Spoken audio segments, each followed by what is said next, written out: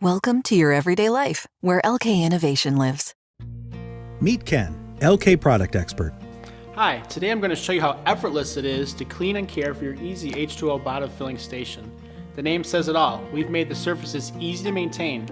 Mr. Announcer, why don't you walk us through the cleaning steps for each part of the bottle filling station? Absolutely. We'll start with the plastic surfaces, which have a head start on staying hygienic.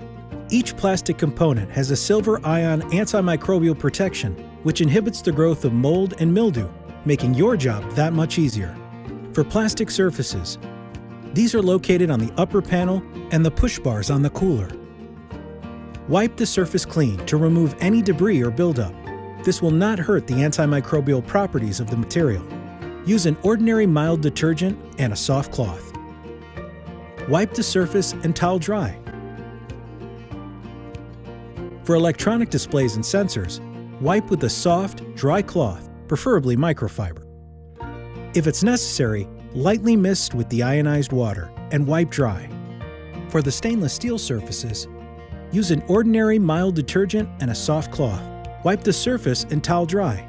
Steel soap pads should never be used. Particles can adhere to the stainless surface, and those eventually will rust. Light scratches in the basin are normal. They will blend into a uniform finish over time. Polyvinyl surfaces are located on the lower section of the cooler. Use an ordinary mild detergent and a soft cloth. Wipe the surface and towel dry.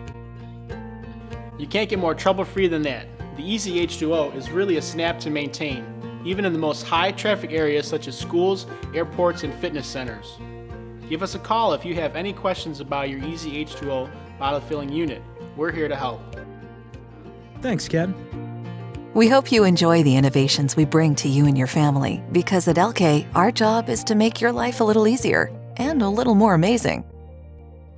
LK,